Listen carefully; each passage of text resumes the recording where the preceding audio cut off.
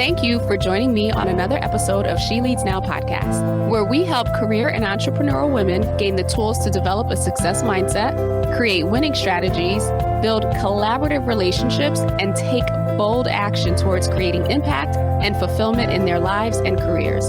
I'm your host, Sabine Gideon, and I'm on a mission to awaken and activate women and emerging leaders so they can tap into their innate leadership ability, elevate their influence, and create the impact they were destined to make. If you're ready to uplevel your confidence, courage, and influence, you've come to the right place. Join me weekly for insights, strategies, and resources to help you grow, develop, and embody the leader you were meant to be, so that you can make the impact you know you are called to make and establish the legacy you've always dreamed. The world eagerly awaits the emergence of your brilliance, impact, and influence.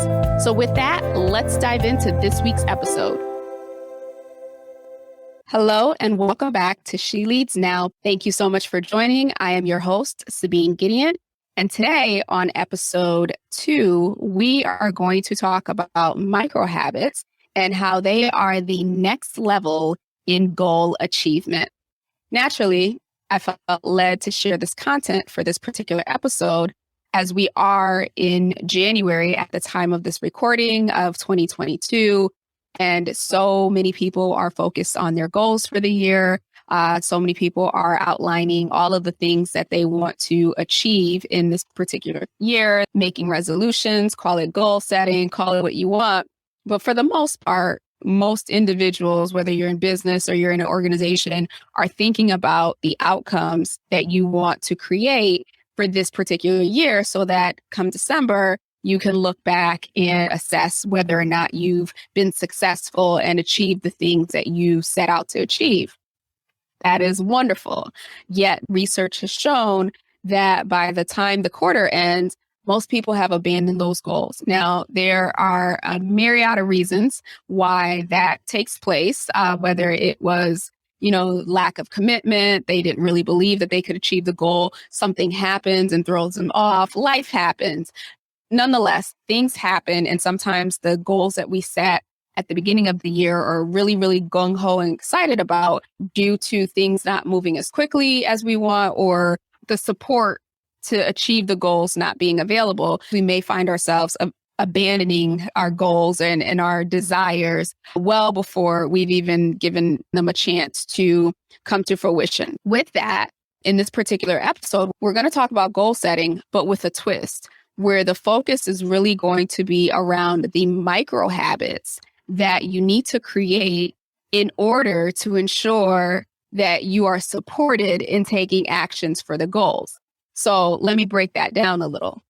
Oftentimes when we go into goal setting, or at least when I go into goal setting phase, I'm thinking about what is the end result, right? What is the outcome that I want to achieve? And I use the SMART goal model. So, specific, measurable, actionable, relevant, and timely. So I go through that process. I'll give an example. This is not necessarily my example, but this is universal enough where I look at, wanting to lose 10 pounds, right?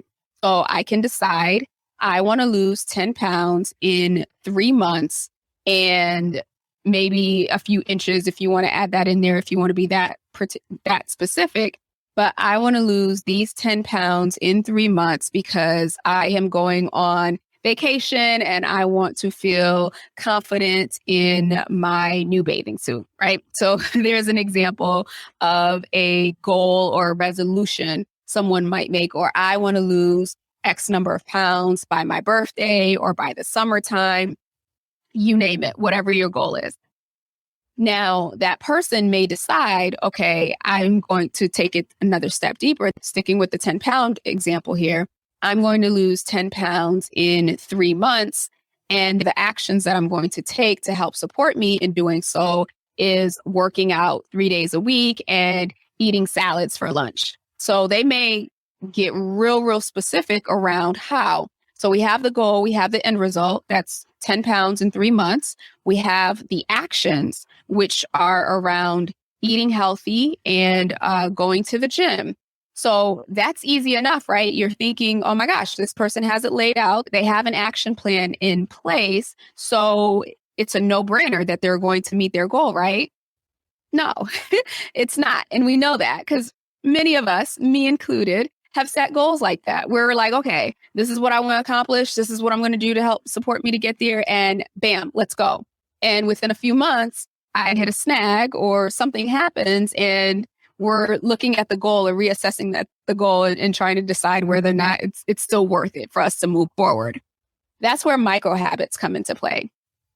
Micro habits are that next layer, that next step of digging deeper to really solidify and hone in on why you want to achieve the particular goal, what you need to do to support you with those actions, and how you're going to remain consistent in the habits so that you can take the actions that will then help you reach your goal.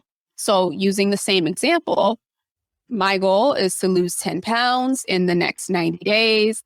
And I am going to do so by going to the gym 3 times a week. And I am going to eat a salad every day. We'll just say Monday through Friday, I will eat a salad. Great. Now let's incorporate the micro habits.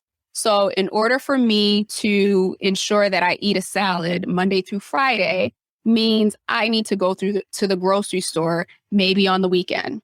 And I need to ensure that I've made a list of all of the healthy foods that I need to be able to make this particular salad.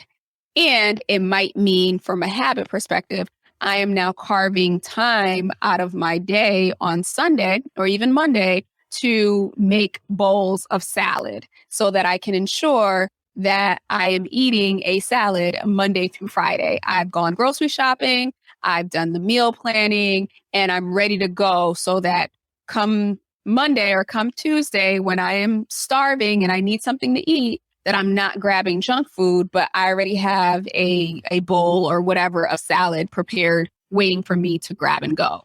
That is digging deeper with the micro habits. Let's use the example around going to the gym 3 times a week. What micro habits can you create to help support you in ensuring that you make it to the gym? Could it be that you put your clothes out at night? So if you're going to go to the gym Monday, Wednesday, Friday, on Sunday, Tuesday, and Thursday, you'll lay your clothes out the night before. And so they're right there at the foot of the bed when you wake up and you can easily put them on. Or you put your sneakers right by the door so that like you literally can't leave your bedroom without tripping over those sneakers as a reminder. Or, you set your alarm 30 minutes earlier so that if you end up hitting the snooze a couple of times, you are still able to get up in time to get ready, brush your teeth, wash your face, and make it to the gym. So those are examples of micro habits. Really, it's what do I need to do? What do I need to change about my routine that is actually going to help support my bigger action that then helps me reach my particular goal? Hopefully that makes sense. But I want to talk a little bit more about why micro habits are important. Because again, we hear so much about goals. While I've given you the example, hopefully that's made it clear. But most of the narrative stems around goals, and people consistently set goals, whether it be, in their personal life or in their businesses, that they are unable to reach. And they think, oh my gosh, something is wrong with me, or I don't have what it takes, or, they may even blame external factors that may very well have been a contributing player to why they didn't reach their goal. But in focusing on the micro habits, it really puts the power and quote unquote control back in your hands to determine how you're going to reach that goal in a way that makes sense for you. Something that I want to touch on as a total aside to this is it's not uncommon for us to set goals that we don't even really want, or we don't really even believe we can achieve.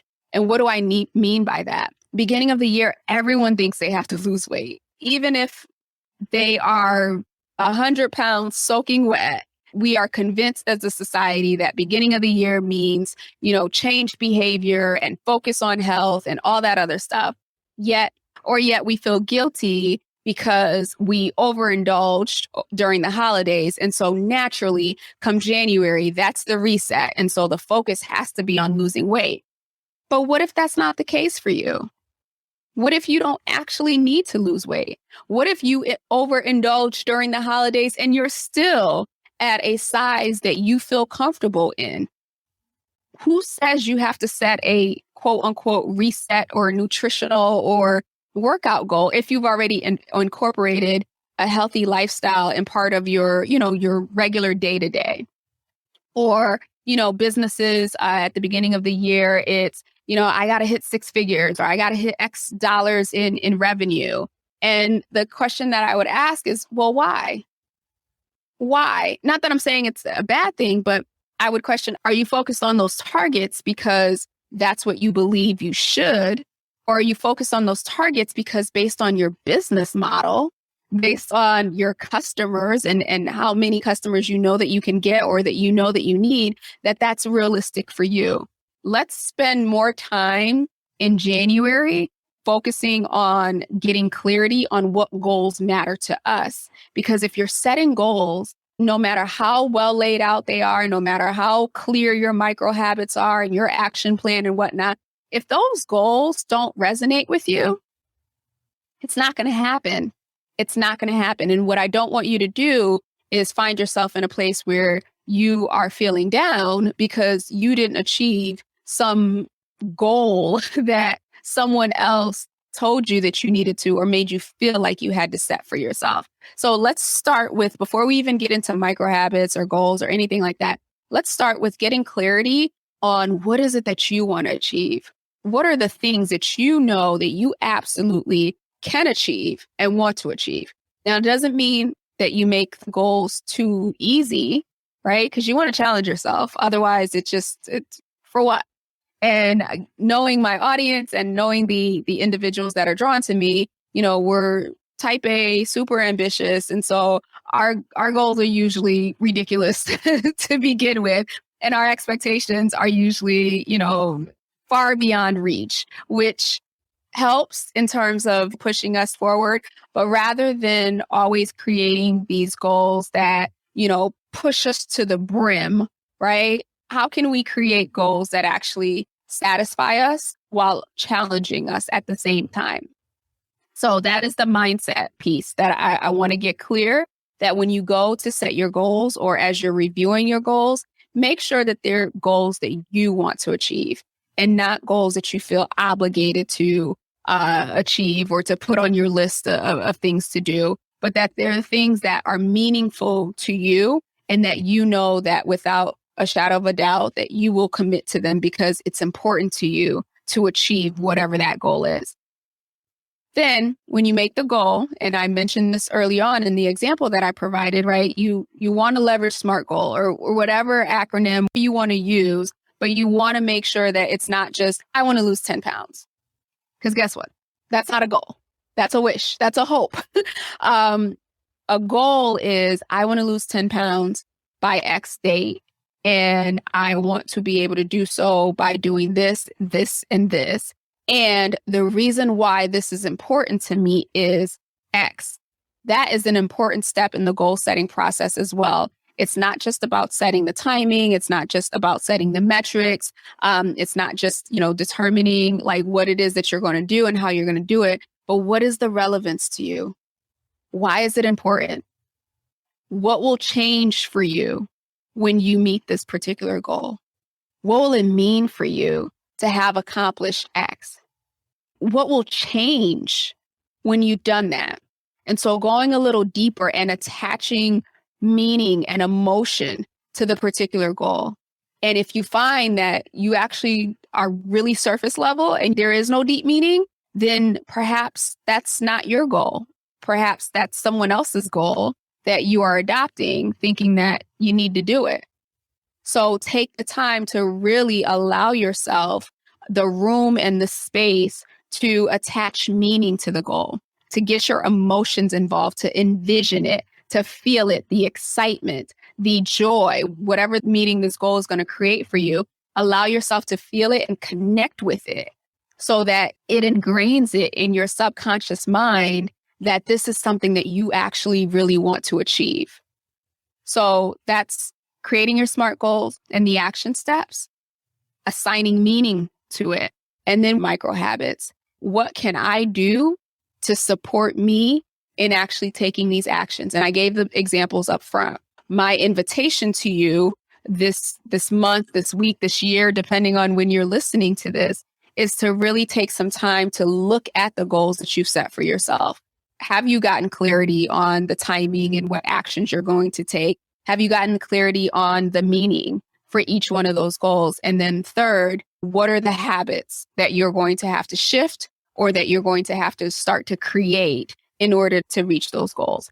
And just keep in mind, it takes 21 days to create a habit, but just know it takes 90 days for it to become a lifestyle. People will do something new for 21 days and completely revert back to what they were doing before.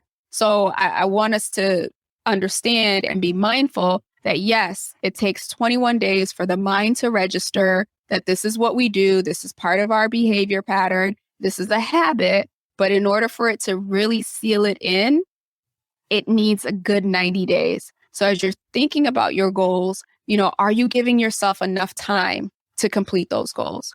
Are you being too optimistic around what you'll need, what the resources will look like, what the timing will look like, support that you'll need to help you achieve that? Or are you actually looking at it objectively and saying, hey, maybe it's going to take me longer to lose those 10 pounds. Maybe I should give myself 6 months so that in that way, if for whatever reason you fall off the wagon or you have a series of birthday parties that you're invited to, if we can ever go back outside, that, it doesn't completely throw you off and you're not at like the third month feeling horrible about yourself because you're not going to meet your goal. Maybe you extend it. Maybe it's a 4-month goal or a 6-month goal or whatever. Same thing goes for business goals, personal goals, you name it. So that's what I'm going to leave you with is as your goal setting and planning for the future or planning for your success this year, start with your goals for sure. Get them as specific as possible. Get your action plan as specific as possible. Attach meaning and then incorporate micro habits for each one of those action items to help support you in achieving your goal. That's all for today. Thank you so much for joining me. And if you are interested in learning more about micro habits and creating your own, I've actually created a free resource that you can download. The link is in the show notes below, but you can head over to SabineGideon.com/habits, and you can grab your free copy of the Micro Habits Workbook and get started on breaking down some of the goals that you've set even more and incorporating those micro habits. So again, that is SabineGideon.com/habits so that you can grab your free copy of the workbook and get started on achieving your goals for 2022 or whenever you happen to be listening to this particular episode. I will be back next week with another episode for you. Have a great and wonderful rest of the week. Thank you for tuning in to another episode of She Leads Now. Be sure to join us next week for another transformative discussion to help you grow, develop, and embody the courageous leader you've always been. Be sure to subscribe to the show to get alerts when new episodes drop, and join us for our next Leaders Lounge meetup on Zoom. Details and dates for future sessions are included in the show notes below, so take a look there or head over to SabineGideon.com/lounge to register and hold your spot for the next session. Again, that's SabineGideon.com/lounge to grab your spot. Excited to connect with you all inside the lounge. Talk to you soon.